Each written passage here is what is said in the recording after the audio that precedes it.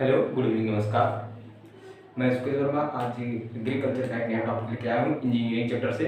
ठीक है। आज हम पढ़ाएंगे इलेक्ट्रिक मोटर, विद्युत मोटर। ठीक है। विद्युत मोटर कितने प्रकार के होते हैं, आज हम उन्हीं के बारे में डिस्कस करने वाले हैं। ठीक है, चलिए देखते हैं विद्युत मोटर आखिर है क्या। ठीक है। विद्युत मोटर विद्युत ऊर्जा विद्युत ऊर्जा को यांत्रिक ऊर्जा में परिवर्तित कर देता है। ठीक है, समझिएगा। विद्युत मोटर क्या है, विद्युत ऊर्जा को यांत्रिक ऊर्जा में परिवर्तित कर रहा है, उसे ही विद्युत मोटर कहा जाता है। कहने का मतलब विद्युत मोटर एक ऐसी मशीन है जो विद्युत ऊर्जा को यांत्रिक ऊर्जा में परिवर्तित कर दे रहा है। ठीक है, देखिए विद्युत मोटर जो होता है दो प्रकार का होता है।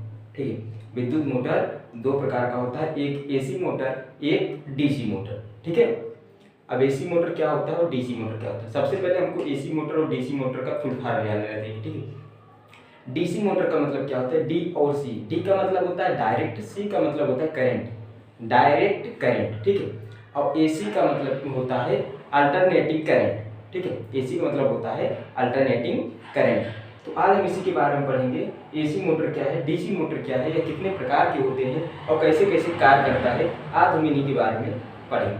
ठीक है, सबसे पहले हम डीसी मोटर को पढ़ेंगे, डायरेक्ट मोटर मतलब सॉरी डायरेक्ट करंट। ठीक है, डायरेक्ट करंट मोटर जो है इसको बारे में पहले पढ़ेंगे। ठीक है, देखिए सबसे पहले जो डायरेक्ट करंट मोटर है इसका प्रयोग जो है कृषि कार्य में नहीं किया जाता। ठीक है, क्योंकि यह एक ऐसा मोटर है जिसमें डायरेक्ट करंट का प्रयोग किया जा रहा है, लेकिन हमारे यहाँ जो है डायरेक्ट करंट बहुत कम मिलता है, इसीलिए कृषि कार्यों में डायरेक्ट मोटर का प्रयोग कम किया जाता है।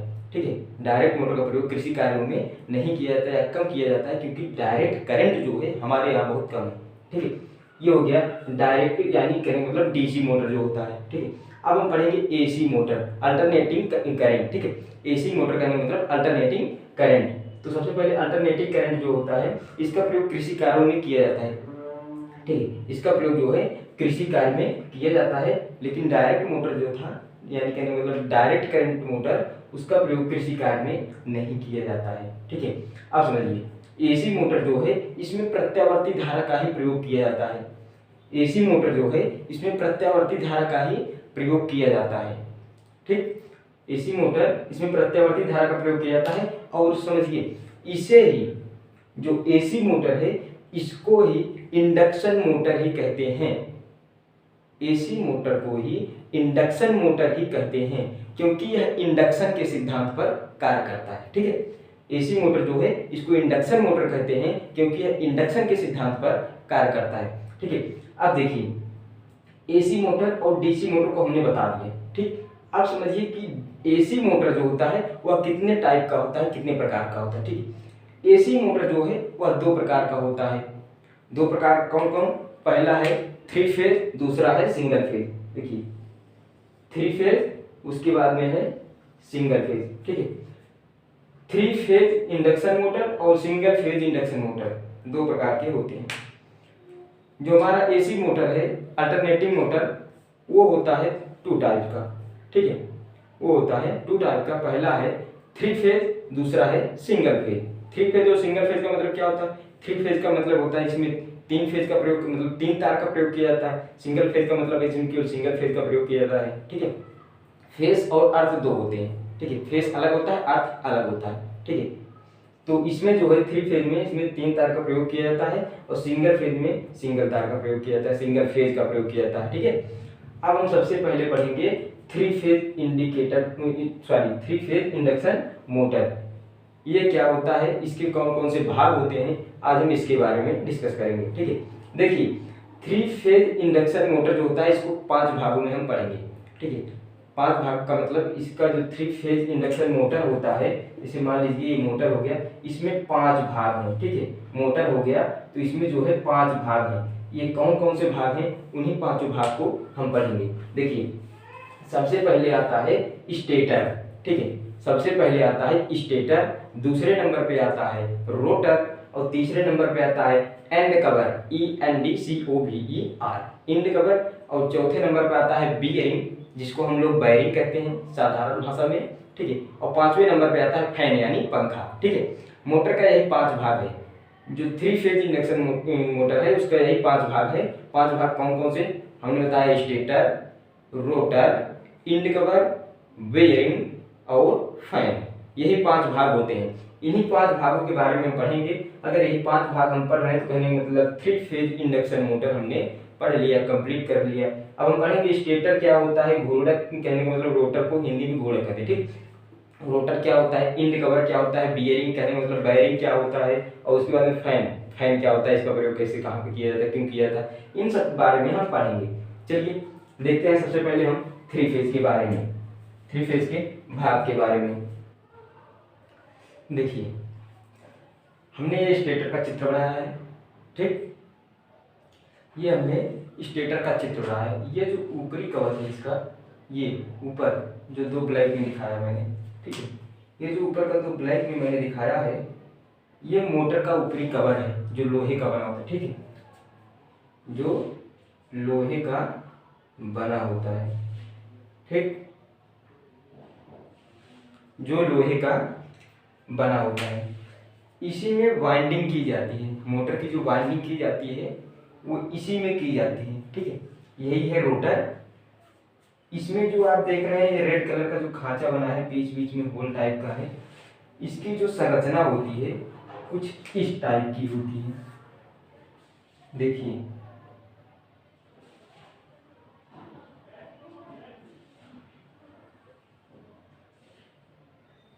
देखिए यहाँ पे हमने 2 बनाया है। देखिए इसकी जो संरचना होती है कुछ इस प्रकार से होती है, ठीक है, समझिएगा। जो कॉइल भरा जाता है मोटर में, वह कॉइल इसी में भरा जाता है, ठीक। इसको इसलिए ऐसा बनाया जाता है, नीचे चौड़ा ऊपर सकरा, ताकि इसमें जो कॉइल भरी जाए वह ऊपर निकल ना जाए। अगर वह ऊपर निकल जाएगा तो रोटर में फंस जाएगा, मोटर नहीं चल पाएगा, ठीक है। देखिए समझिए, यहाँ पे जो ये नीचे का बड़ा साइज बनाया गया है गोल, और ऊपर थोड़ा खुला बनाया गया है, कम चौड़ा बनाया गया है उसका मुंह ना, समझिएगा। इसका मुंह कम चौड़ा बनाया गया, नीचे चौड़ा बनाया गया, इसीलिए चौड़ा बनाया गया ताकि कॉइल इसी में भरी जा सके, और इसका ऊपर का जो भाग है वो उसको पकड़ के रखे ताकि कॉइल को बाहर ना निकलने दे, ठीक है। समझ में आ गया होगा आपको, ठीक है। ये जो होता है इसका खोल, ये पूरा एक खोल टाइप का बना होता है। यह खोल जो है ढलवा लोहे का बना होता है, ठीक। ये खोल जो है ढलवा लोहे का बना होता है। अब समझिए, इस खोल को इस लोहे से टच ना होने के लिए एक सिलिका की परत लगाई जाती है। हमने बताया ऊपर, देखो इसके बीच में जो कोर की परत लगाई जाती है, सिलिकॉन की परत होती है, जो 0.3 से 1.35 mm की, ठीक है, 0.3 से 1.35 mm की बनी होती है, ठीक है। सिलिकॉन स्टील की बनी होती है, जो 0.3 से 1.3 mm की एक मोटी पत्ती, पतली रूप में, ठीक है, एक मोटी पत्ती को मिलाकर बना होता है, जो इसके नीचे लगाया जाता है, ठीक है। ये जो खोल बना है ढलवा लोहे का, इसको लोहे के संपर्क से बचाने के लिए, ताकि कोई बाहरी करंट या फिर कोई बाहरी आघात इसमें ना हो, ठीक है, जिससे कि मोटर को बचाया जा सके, सुरक्षित किया जा सके, ठीक है। तो इसी दोनों के बीच में एक परत लगा दी जाती है जो सिलिकॉन स्टील की बनी होती है। अगर पूछा जाए तो उसकी चौड़ाई कितनी होती है, 0.3 से 1.35 mm की होती है, ठीक है। उसको इसी में लगा दिया जाता है, ब्लैक और रेड के बीच में, ठीक है, चारों तरफ से। ये हो गया हमारा स्टेटर, ठीक है। इसी स्टेटर को लैमिनेटेड कोर भी कहा जाता है। इसी स्टेटर को लैमिनेटेड कोर भी कहा जाता है, ठीक है। अब देखिए, हमने तो बता दिया कि इन्हीं पत्तियों को मिलाकर खुली या अर्ध खुली हुई सलाड बनाते हैं। ये देखिए खुली या अर्ध खुली हुई सलाड बनी है, ठीक है। इसी सलाड में जो है बाइंडिंग की जाती है। बाइंडिंग किस तार से की जाती है, तांबे के तार से, ठीक है। तांबे का जो तार होता है उसको पहले राउंड शेप में पूरा गोल किया जाता है, ठीक है। उसको राउंड शेप में पूरा पहले गोल किया जाता है, उसके बाद ही बाइंडिंग की जाती है। अब बाइंडिंग करने का तरीका भी अलग अलग होता है। जैसे मान लीजिए कि 27 स्लॉट हैं, ठीक है। मान लीजिए ये जो खांचे बने हुए हैं ये 27 है, इसको स्लॉट बोलते हैं, ठीक है। जो खांचे बने उसको स्लॉट बोलते हैं। मान लीजिए 27 स्लॉट हैं, ठीक। कितने? 27। अगर आपको 3 फेज का वाइंडिंग करना है तो आपको इसे 1/3 से भाग दे देना होगा। तो इधर कितना निकल के आएगा? 27/3 बराबर 9, ठीक है। आपका जो एक फेज होगा उसकी बाइंडिंग 9 स्लॉट में की जाएगी। एक फेज की बाइंडिंग 9 स्लॉट में की जाएगी। इस तरह से तीनों फेज की बाइंडिंग जो है 27 स्लॉट में की जाएगी, ठीक है। 27 स्लॉट अगर है तो एक फेज का जो अगर पूछा जाए कि एक फेज की बाइंडिंग कितने स्लॉट में की जाएगी अगर मोटर में पूरे 27 स्लॉट हैं, तो ऐसा भी पूछ सकता है कि अगर 3 फेज का मोटर है और उसमें 27 स्लॉट दिए गए हैं तो आप बताइए कि एक फेज में कितने स्लॉट को भरा जाएगा। तो एक फेज में 9 स्लॉट को भरा जाएगा, क्योंकि 27 स्लॉट है। तो अगर 3 फेज का मोटर है तो 1/3 से भाग देंगे, तो 27/3 बराबर 9, ठीक है। कहने का मतलब एक फेज में 9 स्लॉट भरे जाएंगे, दूसरे फेज में भी 9 स्लॉट और तीसरे फेज में भी 9 स्लॉट भरे जाएंगे। टोटल मिला के 27 स्लॉट हो गए। अब स्लॉट भरा कैसे जाता है? देखिए, ये नहीं है कि हमने बाइंडिंग लिया और उसके बाद में उसको इसमें से लगातार भरते चले गए। नहीं, ये गलत तरीका है। उसको जो बाइंडिंग की जाती है ना, उसको इस तरह से की जाती है ताकि पहली बाइंडिंग जो है इसमें से की जाए, ठीक है।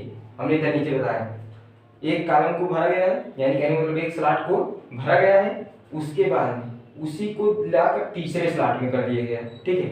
उसी को लाके तीसरे स्लॉट में कर दिया गया, फिर इधर लाके 5वें स्लॉट में कर दिए गए, फिर 7वें स्लॉट में कर दिए। इस तरह से स्लॉटों की संख्या के आधार पर उसको भरा जाता है, ठीक है। ये हो गया हमारा बाइंडिंग करने का तरीका, कैसे कैसे भरा जाता है, ठीक है।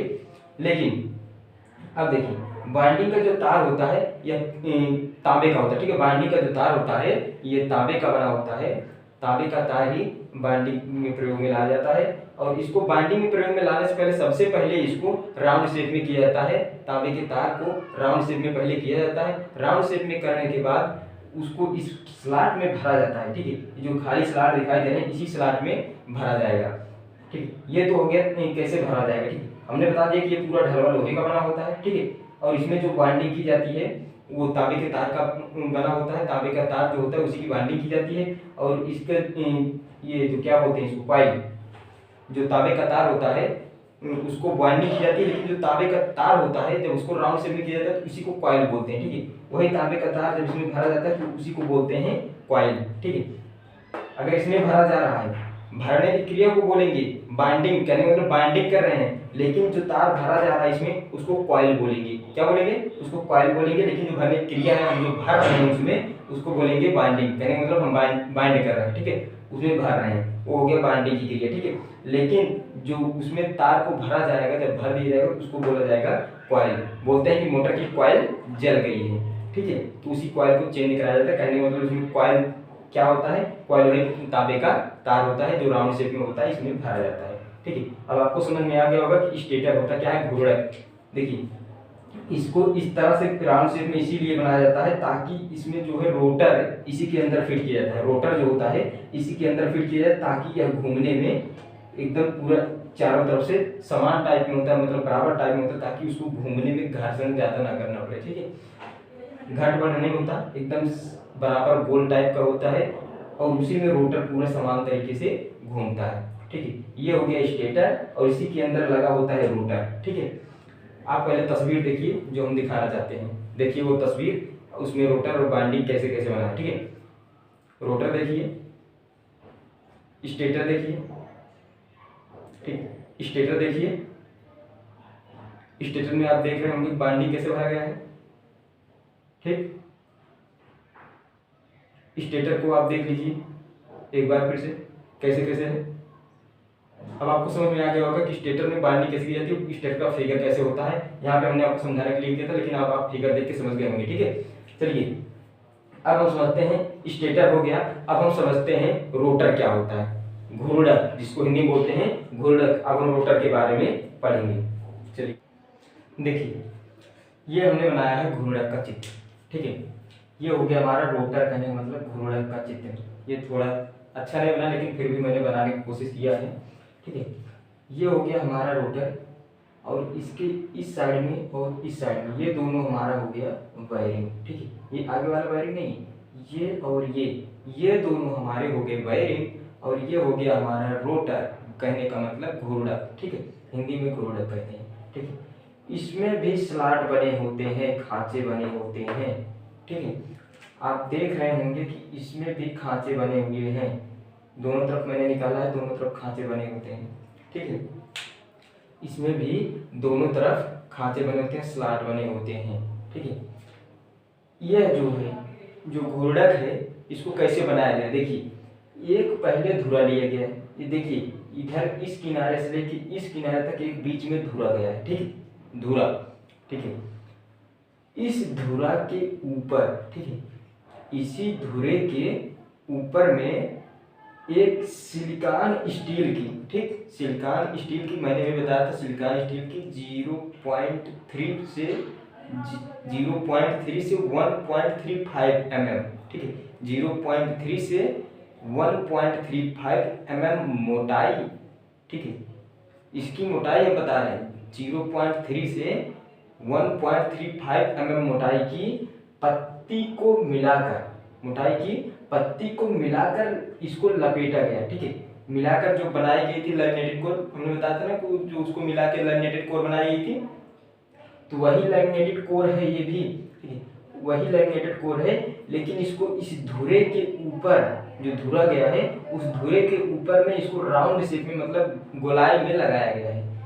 यह सिलिकॉन स्टील की बनी होती है, जो 0.3 से 1.35 mm मोटाई की पत्ती से बनी होती है। और यह लैमिनेटेड कोर, मतलब बनाई गई लैमिनेटेड कोर जो है, देखिए, 0.3 से, सिलिकॉन स्टील की 0.3 से 1.35 mm मोटाई की बनाई गई लैमिनेटेड कोर, ठीक है, लैमिनेटेड कोर होती है, जो धुरे के ऊपर गोलाई में लगाई गई होती है, ठीक है, धुरे के ऊपर गोलाई में लगाई गई होती है। और इसमें जो स्लॉट बाहर निकले हुए हैं, आप दोनों तरफ देख रहे हैं, दोनों तरफ स्लॉट बाहर निकले हुए हैं, ये जो दोनों ओर स्लॉट निकले हुए हैं, इसमें बंद टाइप का स्लॉट होता है, ठीक है। हमने स्टेटर में बताया था, उसमें खुला टाइप का स्लॉट था, ठीक है, उसमें खुला टाइप का स्लॉट था। लेकिन रोटर में जो है बंद टाइप के स्लॉट पाए जाते हैं, ठीक है। ये जो स्लॉट बंद टाइप के होते हैं, इस स्लॉट, ये जो स्लॉट इसकी जो बाइंडिंग की जाती है, जो स्लॉट इसमें भरा जाता है, इसमें ये स्लॉट को जब भरा जाता है, इसकी जब बाइंडिंग की जाती है, तो इसमें तांबे या एल्युमिनियम के मोटे मोटे तार को गलाकर इसमें भरा जाता है, ठीक है। आजकल तो इसमें एल्युमिनियम के मोटे मोटे तार को गलाकर भर दिया जाता है। लेकिन जब अधिक अश्वशक्ति की बात आए, अधिक एचपी की, जब अधिक अश्वशक्ति का मोटर बनाया जाता है, तब उसमें तांबे के मोटे मोटे लोहे को गलाकर इसमें भरा जाता है, ठीक है। तब उसमें तांबे के मोटे मोटे तार जो होते हैं, उनको इसमें गलाकर भरा जाता है। ये जो स्लॉट दिखाई दे रहे हैं, इन स्लॉट में तांबे का तार या एल्युमिनियम का मोटा तार लिया जाता है, उसको इसमें लगा के भरा जाता है, ठीक है। ये बंद टाइप के स्लॉट होते हैं। लेकिन जो हमने स्टेटर की बात की थी, स्टेटर में खुले स्लॉट थे, ठीक है, जिसमें वायर को भरा जाता, तांबे का पतला तार होता था, जिसको राउंड शेप में करके भरा जाता था, ठीक है। लेकिन इसमें जो है बंद टाइप का स्लॉट होता है, इसमें भी तांबे या एल्युमिनियम के मोटे तार का प्रयोग किया जाता है, और उसको गला कर इसमें भरा जाता है, ठीक है। उसको गर्म करके गला दिया जाता है, उसके बाद इसमें भर दिया जाता है। ये हो गया हमारा रोटर, कहने का मतलब घूर्णक, ठीक है। हमने रोटर बताया, घूर्णक कहने का मतलब, और इसके बारे में हमने बता दिया, और यहाँ पे लिख दिया। आप शायद इसका स्क्रीनशॉट भी ले सकते होंगे, अगर ले सकते हैं तो स्क्रीनशॉट ले लीजिए, ठीक है। अब देखिए, हमने आपको बता दिया स्टेटर और रोटर। अब हमारा आता है तीसरे नंबर पे इंड कवर, ठीक है। हमारा तीसरे नंबर पर आता है इंड कवर, ENDCOVER, ठीक है। इंड कवर जो होता है वह मोटर में, ठीक है, इंड कवर जो होता है वो मोटर में इसी घूर्णक को, मोटर में इसी घूर्णक को अस्थाई रखने के लिए, ठीक है, इसी घूर्णक को अस्थाई रखने के लिए मोटर में दोनों किनारों पर इंड कवर को लगाया जाता है, ठीक है। इंड कवर को दोनों किनारों पर लगाया जाता है मोटर में, ताकि यह जो रोटर है यह स्टेटर में आसानी से फिट हो सके, और उसके बाद में दोनों तरफ से जो इंड कवर होता है दोनों तरफ से इसमें लगा दिया जाता है, ठीक है। इंड कवर जो होता है दोनों तरफ से लगा दिया जाता है स्टेटर के बाहर, ठीक है। स्टेटर के जो हमारा स्टेटर था, जैसे मान लीजिए हमारा स्टेटर था, तो इसके इस तरफ भी और इसके उस तरफ भी, ठीक है, दोनों तरफ जो है इंड कवर लगा दिया जाता है, और इंड कवर को स्टेटर से नट के द्वारा कसा रहता है, ठीक है, नट के द्वारा कस दिया जाता है, जिससे कि ये जो रोटर है, कहने मतलब घूर्णक है, ताकि जो घूर्णक है यह रोटर के अंदर जो है एक समान चाल से घूम सके, ठीक है, ताकि ये जो स्टेटर है, रोटर और स्टेटर दोनों आपस में आसानी से घूम सके। मेरा कहने का मतलब आप समझ नहीं रहे हैं, देखिए मैं आपको बता रहा हूँ फिर से। ये हो गया हमारा स्टेटर, अब इसी के अंदर रोटर लगेगा, ठीक है, इसी के अंदर रोटर लगेगा लंबवत, ठीक है। अब यह जो रोटर इसमें अंदर लगाया जाएगा, अगर मान लीजिए वो चल रहा है तो खड़बड़ खड़बड़ खड़बड़ खड़बड़ करेगा, ठीक, आवाज करेगा। तो इसी को अस्थाई रखने के लिए, कहने का मतलब जो मेरा रोटर, कहने का मतलब घूर्णक, इसी को स्टेटर के अंदर अस्थाई रखने के लिए ही इंड कवर का प्रयोग किया जाता है, ताकि वह जो घूर्णक है वह एक स्थान पर मतलब रुका रहे और उसके बाद में उसी के अंदर ही चलता है, ठीक है। अब देखिए हमने इंड कवर बता दिया, इंड कवर जो है ढलवा लोहे का बना होता है, ठीक है। उसके बाद में हमारा चौथे नंबर पे आता है वायरिंग, ठीक है, जिसको हम बियरिंग कहते हैं। वायरिंग जो है हमने बता दी, वायरिंग ये देखिए दोनों किनारों पर वायरिंग लगा है, ये और ये दोनों है बियरिंग, ठीक है। इसको हिंदी में बियरिंग कहते हैं, इंग्लिश में भी बियरिंग कहते हैं, लेकिन सामान्य तौर पर इसे लोग वायरिंग कहते हैं, ठीक। ये मोटर के दोनों तरफ लगा होता है, ठीक है, मोटर के रोटर के दोनों तरफ लगा होता है बियरिंग। बियरिंग क्या करता है, बियरिंग जो है इस रोटर को, बियरिंग जो है इस रोटर को अस्थाई रखता है और रोटर में गति उत्पन्न करने के लिए। अगर इस रोटर को वायरिंग के द्वारा न जोड़ा जाए तो यह रोटर जो है घूमेगा नहीं, स्पीड में नहीं घूमेगा, लेकिन उतना स्पीड नहीं दे पाएगा। जब इसको वायरिंग दोनों तरफ लगा दिया तो ये वायरिंग के सहारे ये बहुत ही स्पीड देने लगता है, ठीक है। वायरिंग से ही इसकी स्पीड दोगुनी हो जाती है। अगर वायरिंग ना लगाया जाए तो ये स्पीड नहीं देगा, शायद चलेगा भी नहीं, ठीक। वायरिंग लगा दिया जाता है ताकि इसको चलने में आसानी हो, सरलता हो, ठीक है। हमने बता दिया वायरिंग, देखिए हमने बता दिया था स्टेटर, उसके बाद मैंने बताया रोटर, उसके बाद मैंने बता दिया इंड कवर। इंड कवर जो होता है दोनों तरफ से जो उसको ढका रहता है, मतलब इसको सहारा देता है, ठीक है, भागने न पाए। और उसके बाद में मैंने बता दिया वायरिंग, जो उसको गति देने में सहायता करता है, मतलब कि जो हमारा रोटर है, घूर्णक है, इसको गति अधिक देता है, ठीक है, मतलब इसमें जब वायरिंग में लगा रहेगा तो वह बहुत तेज चलेगा, ठीक है। उसके बाद में अब हमारा आता है लास्ट नंबर पे फैन, कहने का मतलब पंखा, ठीक है। जो पंखा होता है, समझिए फैन, पांचवें नंबर पे फैन आता है पंखा, ठीक है। ये पंखा जो लगा होता है ये हमेशा मोटर के पीछे लगा होता है, ठीक है। पंखा जो होता है हमेशा मोटर के पीछे लगा होता है, लेकिन जुड़ा किससे होता है, जुड़ा होता है रोटर से, ठीक है। फैन जो होता है यह रोटर से जुड़ा होता है। फैन प्लास्टिक का भी फैन लगाया जाता है और ढलवा लोहे का बनाकर भी फैन लगाया जाता है, ठीक है। जो ढलवा लोहे का फैन होता है यह बड़े मोटर में लगाया जाता है, लेकिन जैसे टिल्लू हो गया या छोटे मोटर हो गए, इसमें जो है प्लास्टिक के फैन लगा दिए जाते हैं, क्योंकि लोड कम रहता है। 1 HP या आधा HP का जो मोटर होता है उसमें प्लास्टिक के फैन लगाए जाते हैं, लेकिन जो बड़ा मोटर होता है उसमें ढलवा लोहे का फैन लगाया जाता है, ठीक है। फैन लगाया क्यों जाता है, देखिए जब यह रोटर घूर्णक जब यह गतिज ऊर्जा में होगा, जब यह गति कर रहा होगा अंदर, तो जो तांबे का तार लगाया गया है जिसको बोलते हैं कॉइल, क्योंकि जब गति होगी, घर्षण होगा, तो वहां पे गर्माहट उत्पन्न होगी और बहुत ही गर्म हो जाएगा मोटर। जब मोटर गर्म हो जाएगा तो मोटर गर्म होने से जो उसकी तांबे की तार जिसको बोलते हैं कॉइल, ठीक है, वह कॉइल जल जाएगी, ठीक है। जब यह गर्म होगा तो कॉइल जल जाएगी। और इसी कॉइल को जलाने से बचाने के लिए, इसी कॉइल को जलने से बचाने के लिए मोटर के पीछे फैन लगाया जाता है और वह फैन जो है बाहर से ठंडी हवा को लेकर अंदर भेजता है और अंदर की जो गर्म हवा है उसको आगे से बाहर निकाल देता है।